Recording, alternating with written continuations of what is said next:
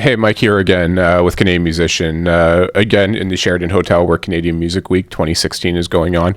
It's a real honor to be sitting next to Alain Simard. Among much else, he is the co-founder of the Montreal International Jazz Festival, and Alain and his colleague and friend André Ménard were just yesterday inducted into the Canadian Music Industry Hall of Fame. An honor that's a long time coming and greatly earned, because over the last, 40 plus years, you guys have had a hand in pretty much every segment of the Quebec arts industry. So first, Alain, I just want to start by congratulating you. And how does this...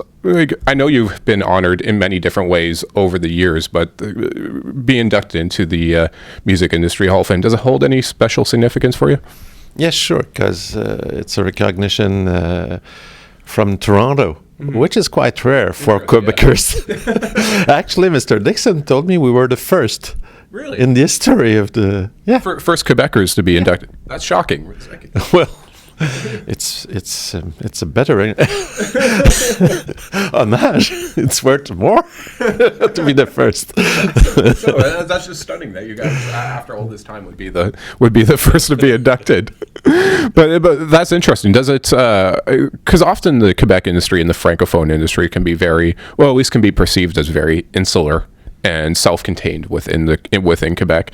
So, like you said, is it bittersweet, or is it just sweet to be recognized by English Canada in that way? You know, many bands from Toronto doesn't have much significance in Montreal, but we've been working since the 70s to... I was agent for Bruce Coburns and True North's artist in Quebec, and then Bernie Finkelstein was bringing here Harmonium and Michel Rivard for me. Yes. Michel Rivard, who presented the award to me yesterday. But you see, Michel Rivard had 15 number one hits that turned more than 25,000 times on the radio and sold 2 million albums. Who knows that in Toronto? Yeah. But it kind of goes under the radar, but it's normal. Like I was saying yesterday, on top of the Jazz Festival, I founded the FrancoFolies de Montréal, which is the biggest French song festival in the world, and it attracts 1.3 million visitors. And it's quite nice, because in Montreal, it brings tens of thousands of Anglos and people from all different, cultural communities, and especially youngsters. And it's in Montreal a social pattern. It's that event is now, a field of encounter and of it's the formula in Montreal that we kind of created. It's with hundreds of free concerts. Yes.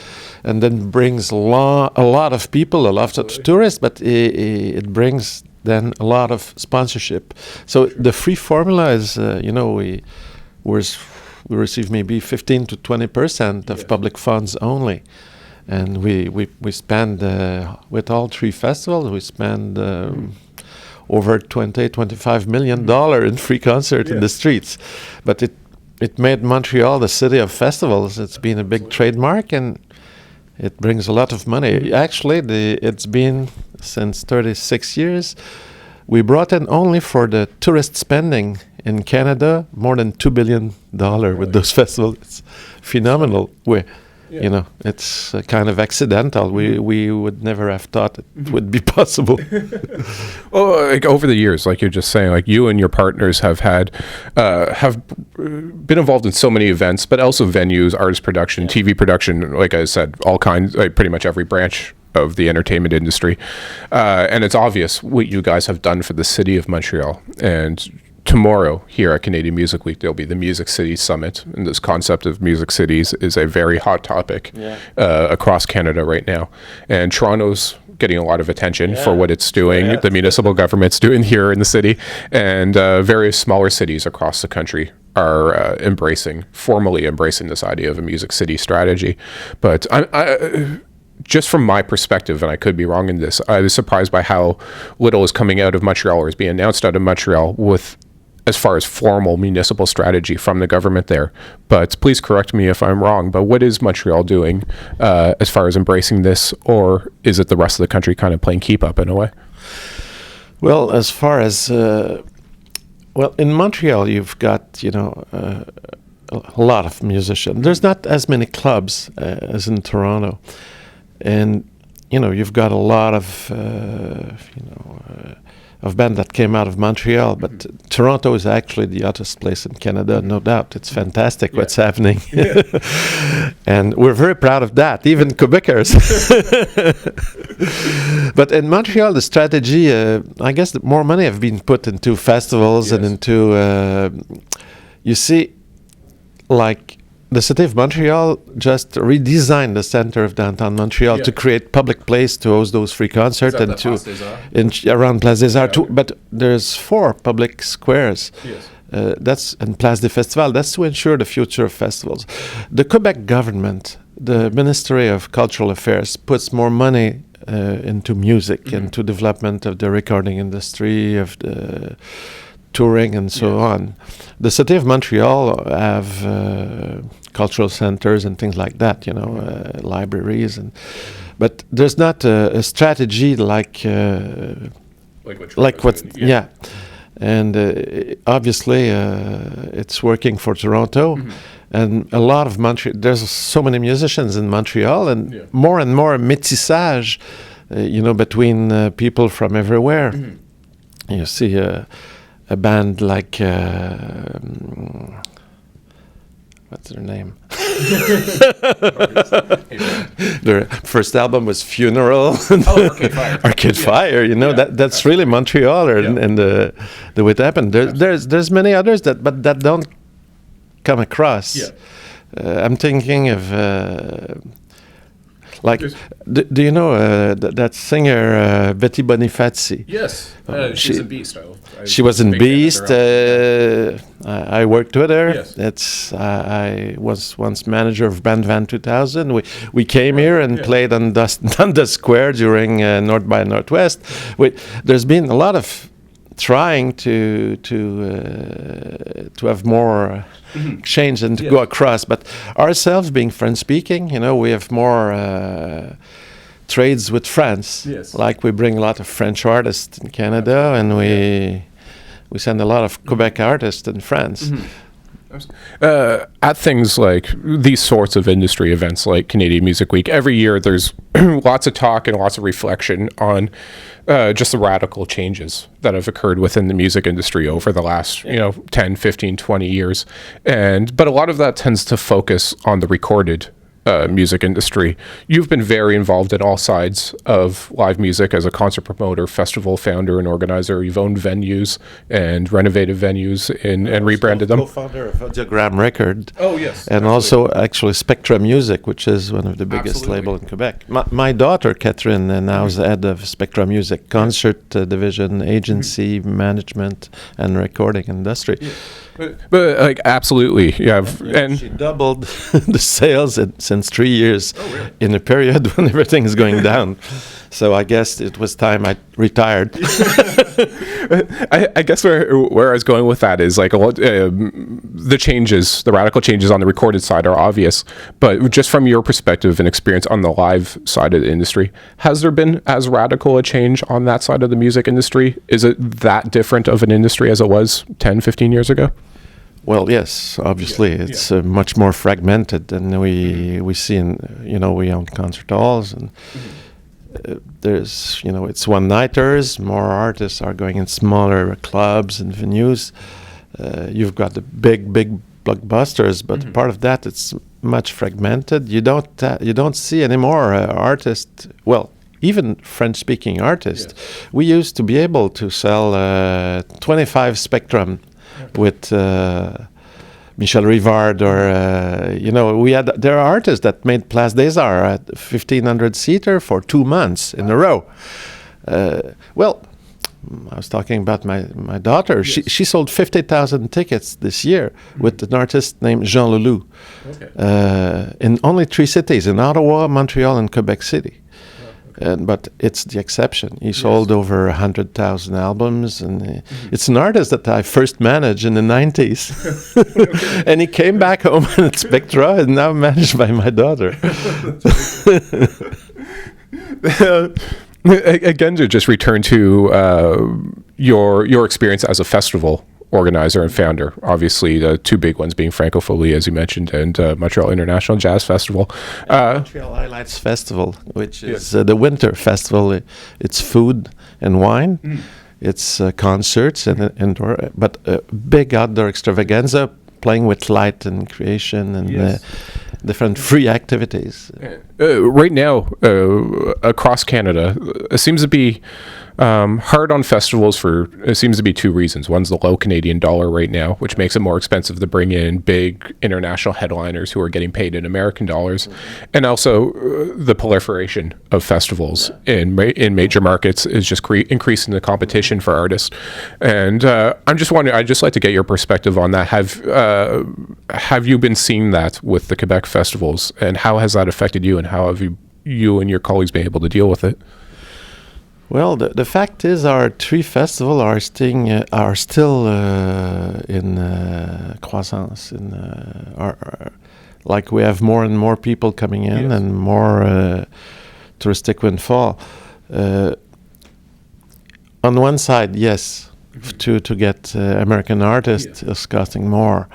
But it brings in more tourists too. So in the economic balance of Canada, it's better. But for our own financing, it's not better.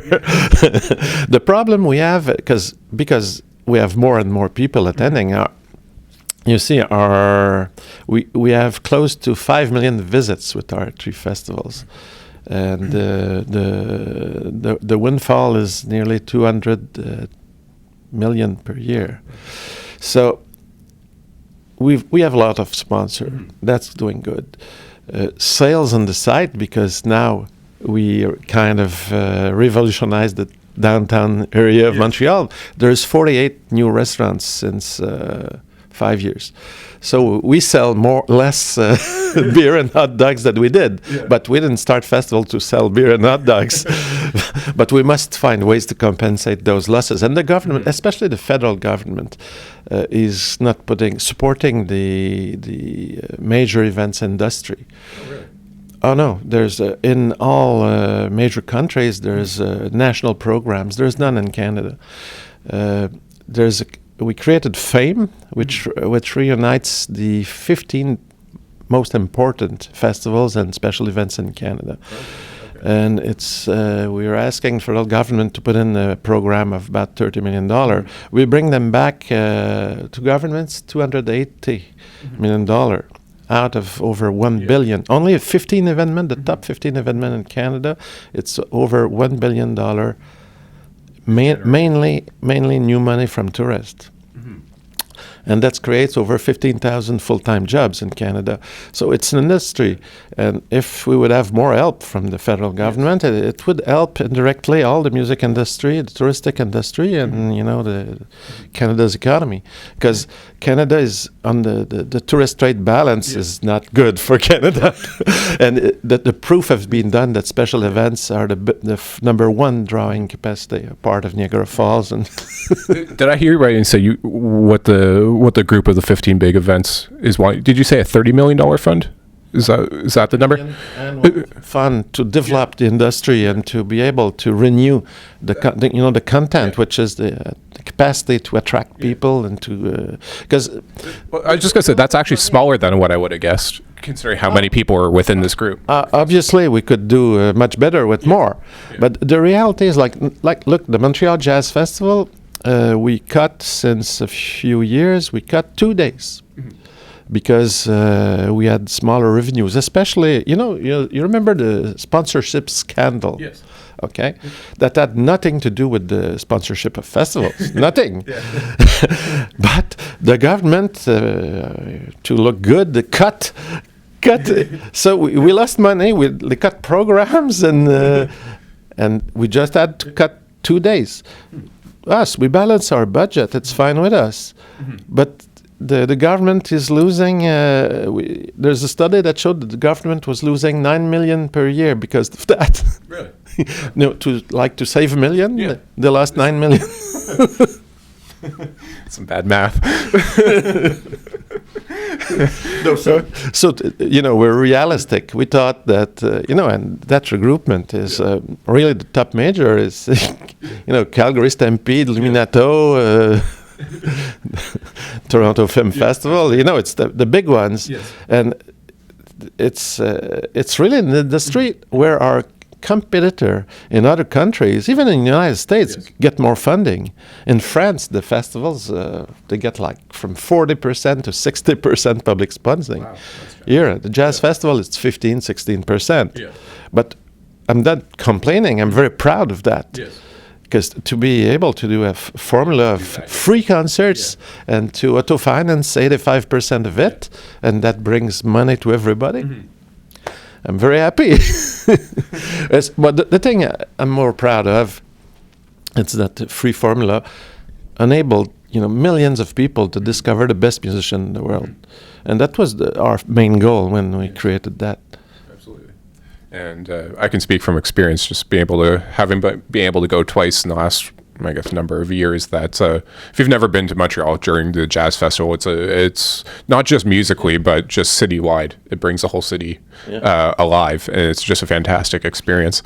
And just lastly, related to the Jazz Festival, I know over the years, you guys have really, it seems you've made a great effort of combining both the international renowned famous artists with a lot of local regional talent. Yep. And I'm wondering if is that I guess where does that come from? Do you feel a responsibility to use the platform of the Jazz Festival to bring out or to help develop and provide exposure to Quebec artists? Well, it was in our mission to help out to be a springboard for local musicians, but all Canadian musicians. We have each year a contest for the best new jazz band in Canada, and we give also the Oscar Peterson Award to an important jazz artist from Canada. And our mission was also to bring musicians that adopted the jazz form of musical expression from everywhere in the world, because jazz is a universal language. And Montreal has been the port of entry in America of many, many musicians from everywhere, and from Cuba, from South America. It's revealed a lot of art, including our,